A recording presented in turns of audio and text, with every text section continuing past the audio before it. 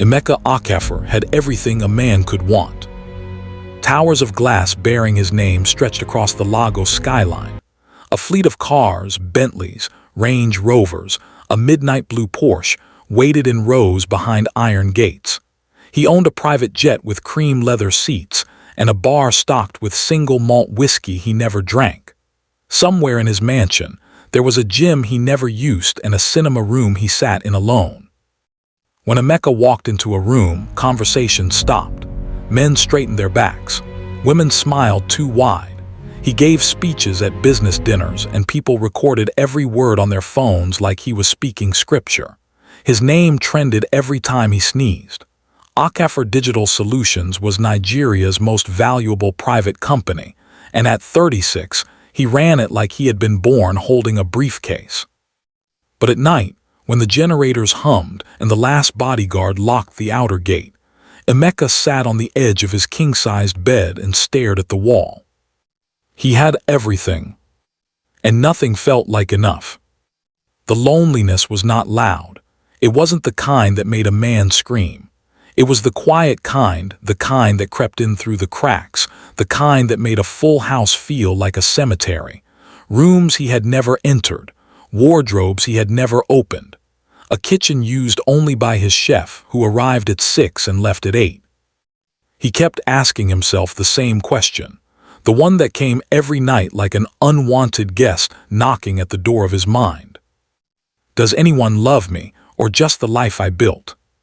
He had dated many women, a doctor in Abuja who smiled at his helicopter, a music producer whose eyes lit up every time his credit card appeared, a fashion designer who posted their relationship on Instagram before they had even had a second conversation. They were charming, brilliant, beautiful, but they loved the penthouse, not the man sleeping inside it. Then came Adaugo. She was different, he had thought. A literature professor with a calm voice and opinions that could cut glass. She didn't care about Instagram. She read actual novels with broken spines. She laughed at things that were genuinely funny and held her silence when others filled rooms with noise. Emeka gave her everything. His time, his trust, his plans for the future. He had already spoken to his mother in Enugu.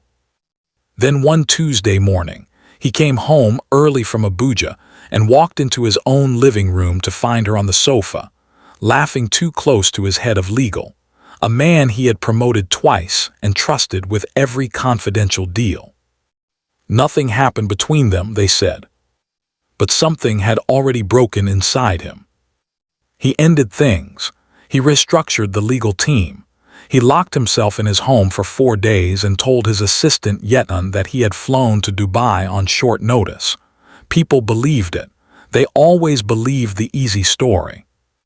He sat in his house in the rain, asking questions no boardroom could answer. If I had nothing, would anyone still choose me? On the 5th night, as thunder rolled across Lagos and the garden lights flickered, Emeka walked to his window and made a decision. He was going to find out.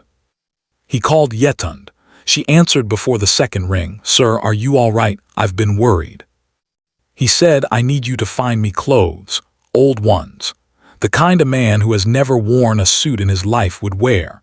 Second-hand trousers, a faded shirt, flat slippers. Nothing with a label anyone would recognize." Sir Yetan paused. "What is this for?" "Just do it and tell no one." There was a long silence. Then she said, "Yes, sir." Emeka Okafor, founder and chief executive of one of West Africa's fastest-growing technology companies, had made his decision. He was going to disappear, not for rest, not for therapy. He was going to step out of his life entirely and see if anyone at all, could love the man without the empire. He did not rush the transformation. He understood that a man who had lived publicly could not simply vanish and reappear as a stranger without being caught, so he moved slowly. He stopped visiting his barber, his jaw filled with stubble, then a proper beard, rough at the edges and untamed. He put away the watches, the Audemars, the Patek, the Rolex that his father had given him when the company listed. He wore faded shirts that Yetund had sourced from a market in Izil-Iko, trousers with a slight tear near the left knee, and rubber slippers that slapped against his heels when he walked. He found a single room in Agegunnel, in a concrete block where 4 families shared a compound and the water ran only in the mornings. The landlord asked no questions. He paid 3 months up front in small notes. The room had a narrow mattress, a plastic chair, a window without a curtain, and a ceiling fan that shook with every rotation. Emeka lay on his back that first night and stared at the peeling paint above him and felt something he had not felt in years. Stillness. He started looking for work the next morning. He carried loads at Mile 2 Market. He helped a retired plumber dig drainage channels in Surulere. He washed cars outside a supermarket on the mainland until his fingers were raw. The men he worked beside shared fried fish and bread from shared plates and called him Emeka from Benin when he told them his first name. They had no reason to think otherwise. He spoke carefully, kept his Yoruba and Igbo mixed to confuse placement, and laughed at their jokes. They laughed back. No one recognized him. For the first time since his company's first listing, no one looked at him like he owed them something. He called Yetund from a cheap Android phone he had bought at a bus park. She listened, said little, and then told him what she had arranged on his behalf. She had set up a series of blind dates through a discreet matchmaking service. Each woman was given the same background. The man they were meeting had once held a stable office job, but had lost it during the economic pressure of recent years. He now did casual labor and was trying to rebuild. He had no property, no car, no savings to speak of. None of them were told his real name. None of them were told anything that would connect him to Okafor Digital Solutions. But Yetund was careful. Emeka had 2 minders watching from a distance at every arranged meeting, one posing as a roadside phone repairer, the other running a small food stall nearby. They never interfered. They only watched. Emeka wanted the truth. He needed to see it with his own eyes. The first woman he met was named Temi. She arrived at the Iya base buka he had chosen in Agege, wearing full makeup and red heels that were entirely wrong for the cracked concrete road. She looked at the plastic chairs, at the smoky grill in the corner, at Emeka in his faded shirt and rubber slippers. And her face did the thing faces do, when the mind has already decided but politeness is still performing. "You're the one I'm meeting." She sat down slowly, like someone lowering themselves onto a surface they weren't sure would hold. "Yes, thank you for coming. I thought we'd keep it simple." She laughed once, not at anything funny, just at the situation. "You know, the person who set this up described you as," she waved her hand vaguely, "a man going through a rough patch. I thought they meant temporarily rough. This is a whole lifestyle." "The food here is actually very good," Emeka smiled. She looked at the menu on the chalkboard, back at him, then at her phone. "I'm going to be honest. I'm a lifestyle person. I'm not saying there's anything wrong with," she gestured at the room, "with all this. I'm just not wired for it. My nervous system can't." She stood up, smoothed her dress, and left before the drinks arrived. Emeka paid for the table and walked home in the dark. The second woman, Angela, was a civil servant who arrived on time and asked sharp, intelligent questions. She was not unkind. She was just calculating. She wanted to understand his earning structure, his plans for upward mobility, whether he owned any land in his home state. She pulled out a small notepad and wrote things down as he spoke. "I respect a man who's honest about where he is financially," she said. "I've made that mistake before, men who pretend to have more than they do." He told her he didn't pretend. He said he was learning to start again. She nodded, looked at her notes, and said she would be in touch. She stood up, extended a firm handshake, and left. She never called. The third date was the one that stung. Her name was Falek. She arrived with a warm smile, sat close, and listened the way people listen when they genuinely want to understand. She asked about his family, his childhood, what he enjoyed reading. She told him stories about growing up in Ibadan, about the small provisions shop her mother ran that smelled of kerosene and sugar. She said she had learned to respect people who understood real hunger, not the Instagram kind, the kind that made you count grains of rice. Emeka walked her to the bus stop that evening. She held his arm. He thought, maybe this is what it was supposed to feel like all along. The next morning, a message arrived on the phone Yetund had given him to use. "Hi, I didn't want to bring this up last night, but I'm in a difficult situation. My landlord has been patient, but I've run out of time. Even a small amount would mean so much, and I believe in what we have. You feel like someone special." Emeka read it 3 times. He put the phone face down on the mattress. He sat there for a long time, listening to the compound outside. Children playing, a woman arguing with someone over cooking gas, a radio playing Old Fella. He had been wrong again.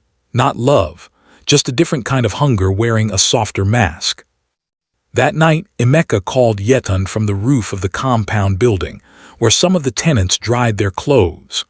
The Lagos night spread out below him, orange lights and engine sounds and the distant sound of a generator chorus. He said without greeting, "I'm done." "Sir," her voice was careful. 3 different women, 3 different reasons. No one is interested in the man. They're looking for a rescue, a wallet, a ladder. Yetund was quiet for a moment. Then she said, "I know this is hard." "Don't make it soft for me," he exhaled. "Maybe this was a foolish idea. Maybe there's no such thing as what I'm looking for." She paused for a long time. Then she said something he did not expect. "When I met my husband, he had 35,000 naira in his account and owed his landlord 4 months of back rent. He told me on the second date." She paused again. "I married him 3 years later. We still laugh about that number." Emeka was quiet. "You're not looking for something impossible, sir. You're looking for someone who sees people instead of positions. They exist, but they don't usually find you on a dating app, and they don't usually walk into a clean restaurant." "What do you mean?" She said simply, "Go further. If you want to see who truly has a generous heart, don't be a man who is struggling. Be a man who appears to have nothing at all. Go all the way." He stood on that rooftop for a long time. Then he said, "Arrange it." Yetund arrived the next morning before sunrise with a battered sack that had once carried yams. Inside, torn trousers, a shirt that had been washed so many times the original color was impossible to identify, a hoodie with a broken zip, and sandals held together on one side by a strip of electrical tape. Emeka put them on. He looked in the cracked mirror above the compound tap. He looked like a man who had lost a long argument with life. Yetund adjusted the hoodie and stepped back, studying him. "Don't speak much," she said. "Don't explain yourself, just sit. Watch." He reached into the lining of his worn trousers and removed a folded envelope. Inside was a check, signed. The amount was 5 million naira. "I'll give this," he said quietly, "to the first person who shows me real, unprompted kindness. Not because they think I have anything to give, because they choose to care." Yetund looked at the envelope for a long moment. She nodded once, then she left. He stationed himself near different parts of the city. Bus terminals, busy intersections, market gates where traders argued and trucks reversed and alcadas wove between everything. He sat with his sack between his feet and his head slightly bowed. People walked past, hundreds, thousands over the days that followed. Some dropped coins, some walked wider around him. One woman in a bright Adaugo stopped, looked at him with theatrical pity and called her friend over. "Take picture of me beside this man." She pressed her manicured hand on his shoulder for the photo, uploaded it with the caption, "Grateful for everything God has given me. Poverty is a reminder to count your blessings." She did not say anything to him. One man crouched down and said, "God will provide for you, brother." Then stood, adjusted his lapels and continued walking. A young boy, maybe 8, stopped and offered him half of a meat pie before his mother pulled him away and told him not to touch strangers. Emeka sat. He watched. He waited. Days passed. It was a Thursday. The heat had cracked open by midday, and even the shade offered nothing. By 5 in the afternoon, clouds the color of ash had gathered above Mushin, and the air carried that particular Lagos smell of wet earth and smoke and something burning in the distance. Then the rain arrived. Not a warning, not a light start, just rain, wide, cold, and certain, and within 30 seconds every market stall was a scramble of voices and moving hands and flying plastic covers. Emeka pulled his sack close and pressed himself against the wall of a tailor's shop, a narrow wooden structure with a tin roof that shook under the downpour. Water ran down his back. The sandal strap gave way on one side. He sat there wet and still. That was when she appeared. She was running across the road with a fabric bag held over her head, her dress, indigo Ankara, simply cut, sticking to her arms in the rain. She had flat shoes and a small wristwatch and no umbrella. She was clearly not prepared for the storm, and she was clearly not going to let that stop her. She stopped when she saw him. Not out of shock, not out of pity, she just stopped, the way you stop when you notice something that deserves attention. She said, "You're soaked." He looked up, he said nothing. She opened her bag. She pulled out a small container wrapped in foil, jollof rice, fried plantain on the side. She held it out with 2 hands. "I made this for myself, but I haven't eaten yet, and honestly looking at you I think you need it more. Please take it." Emeka looked at the container. He looked at her face. There was nothing calculated in her expression, no performance of goodness, no sideways glance to see if anyone was watching. She was just offering food because she had food and he was hungry. That was the whole equation. He took it. "Thank you," he said. His voice was rougher than he intended. She reached into her bag again and produced a small travel towel, the kind people carry in gym bags. She offered it. "For your hair, at least."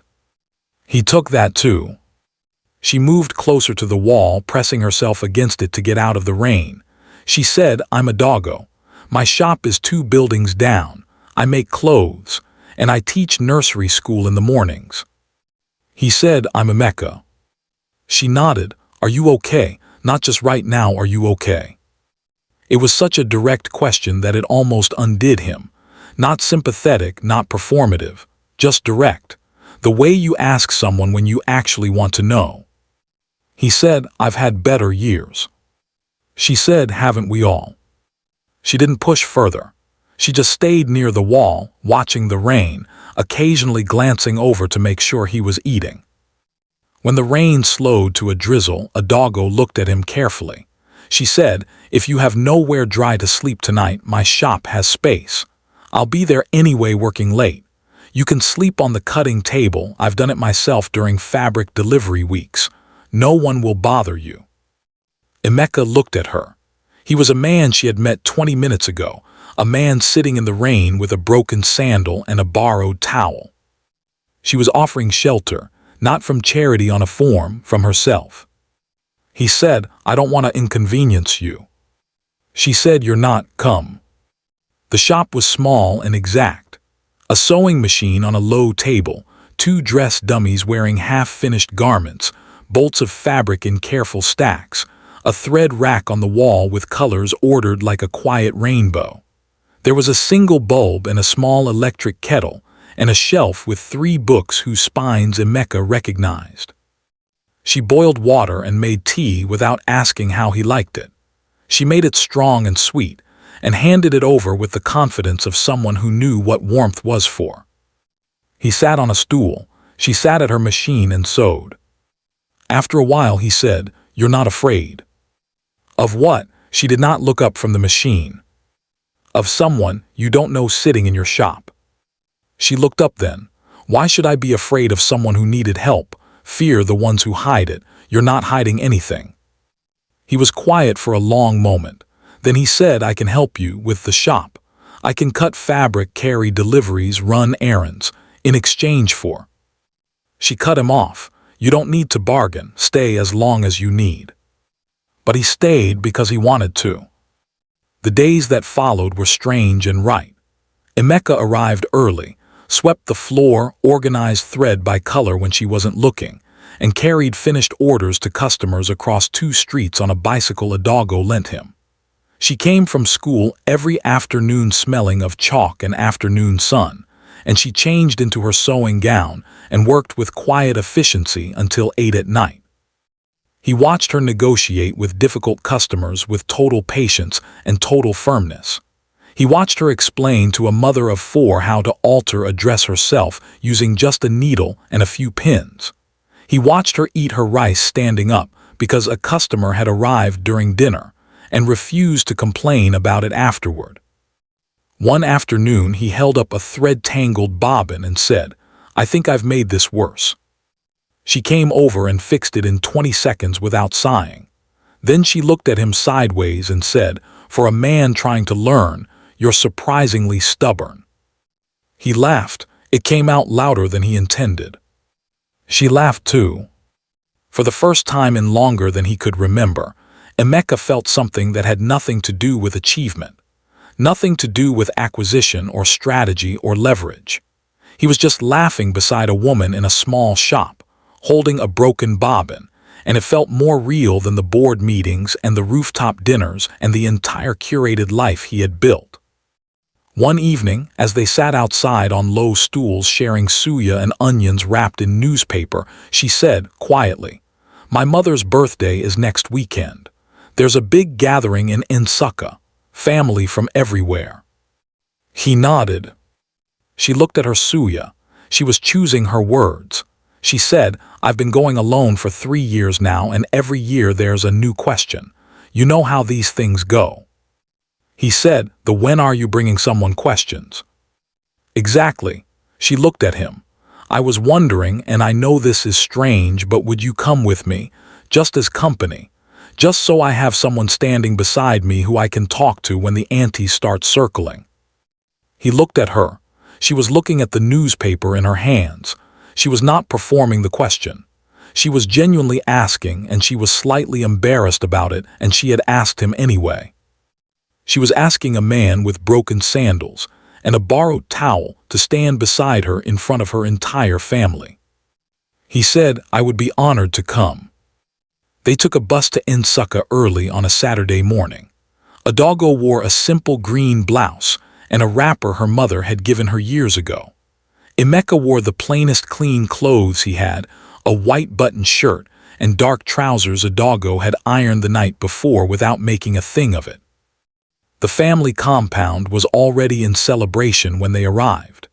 Music from a corner speaker, cooking pots the size of wheelbarrows, children running between chairs, elders in Isiagu fabric arranged under a canopy.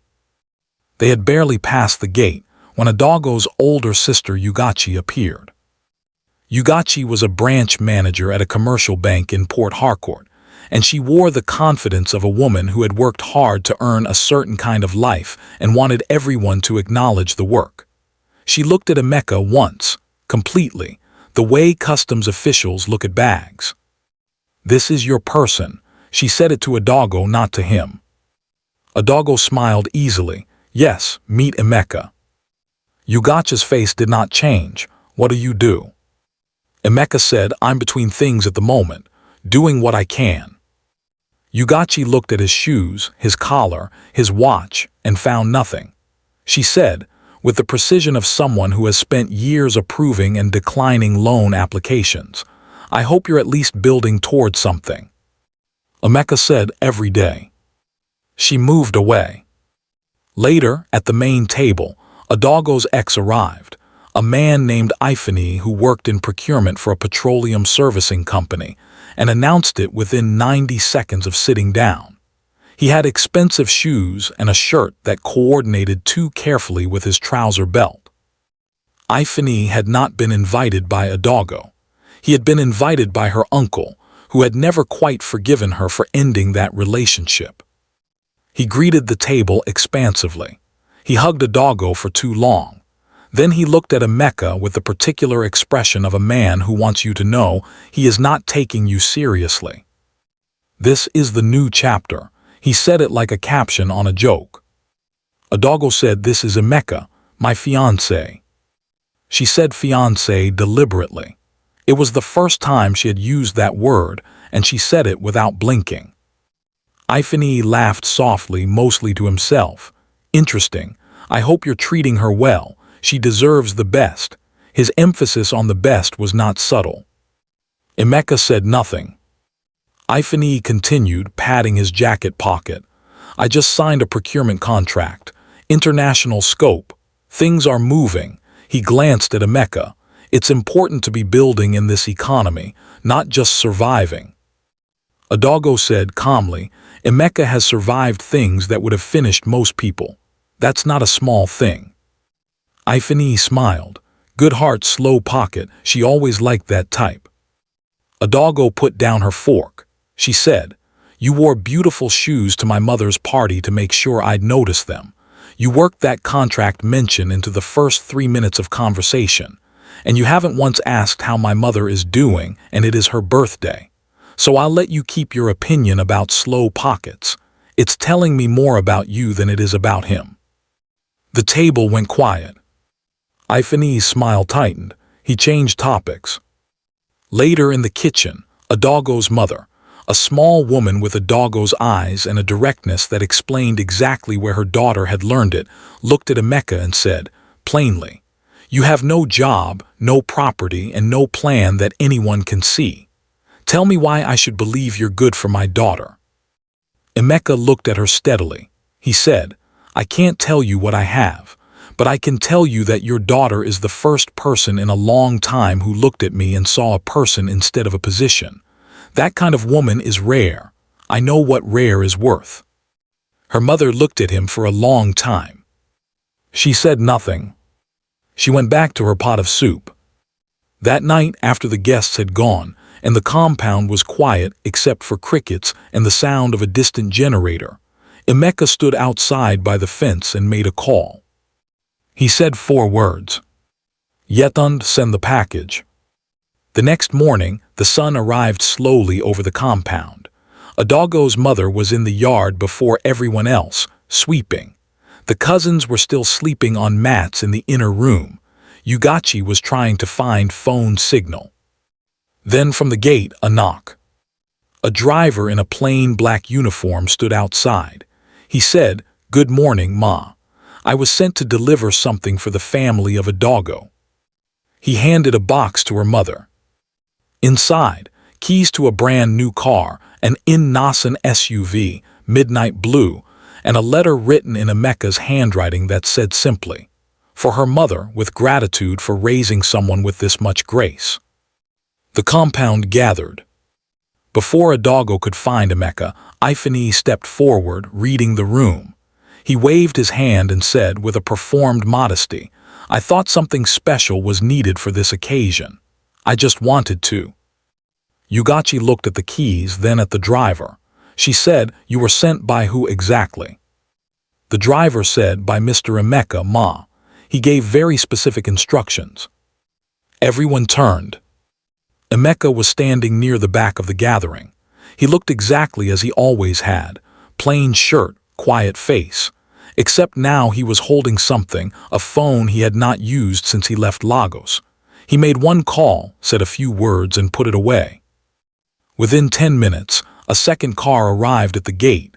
Yetund stepped out in a pressed blazer, carrying a red folder.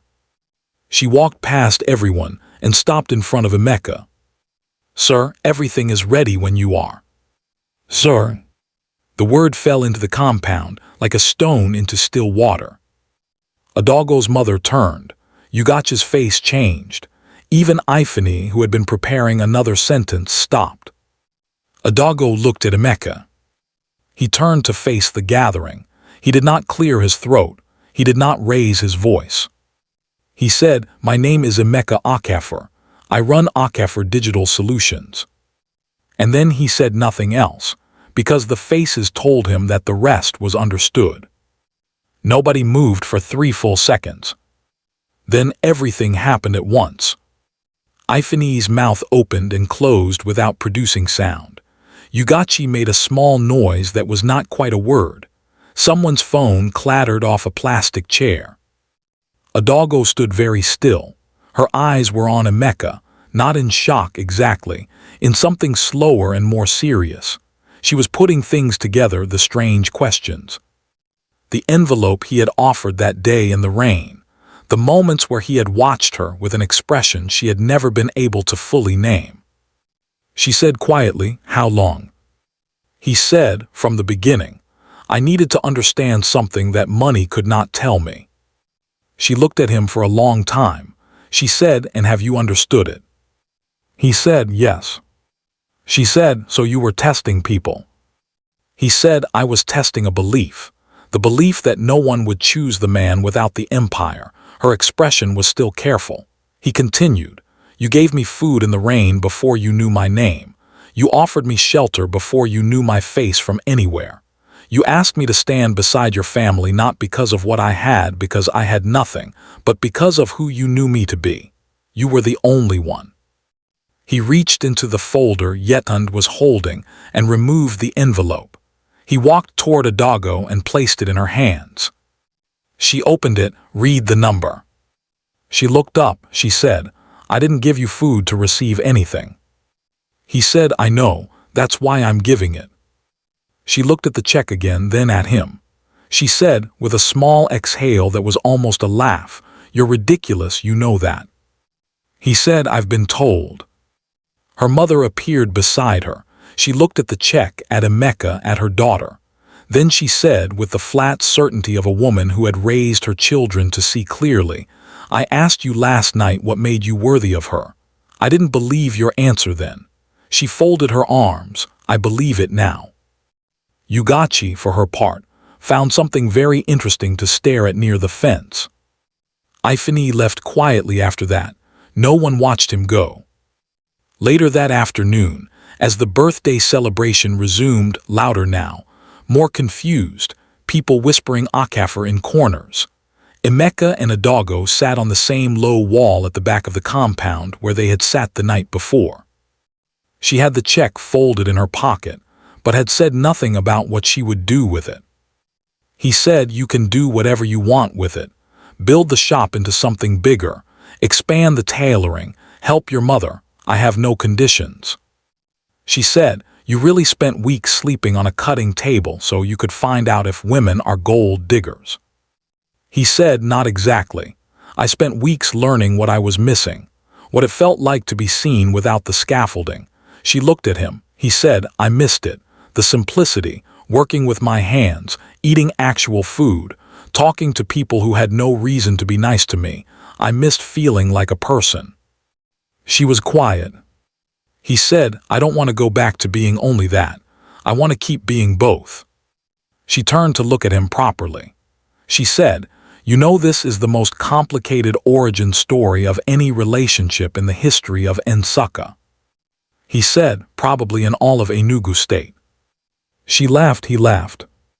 And somewhere in that compound, with her mother watching from the doorway and a brand new car parked beside an old mango tree, something very ordinary and very rare started becoming real. 3 months later, Emeka sat at the head of his boardroom on the 27th floor of his building in Victoria Island. 23 people sat around the table. His legal team, his development directors, his brand partners. Slides were projected on the wall, figures he had worked on for 2 years. His phone vibrated. He glanced at it under the table. A message from Adaugo, "Your tea is ready. I put the shop rent money aside. I'm keeping the rest." He put the phone down. One of his directors leaned over and said, "Sir, everything okay?"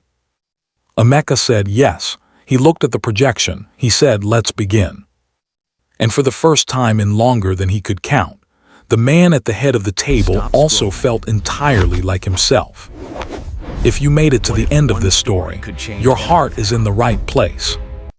Because this story is not really about a billionaire's disguise. It is about what all of us are looking for underneath everything we build and everything we show the world. The question of whether someone would choose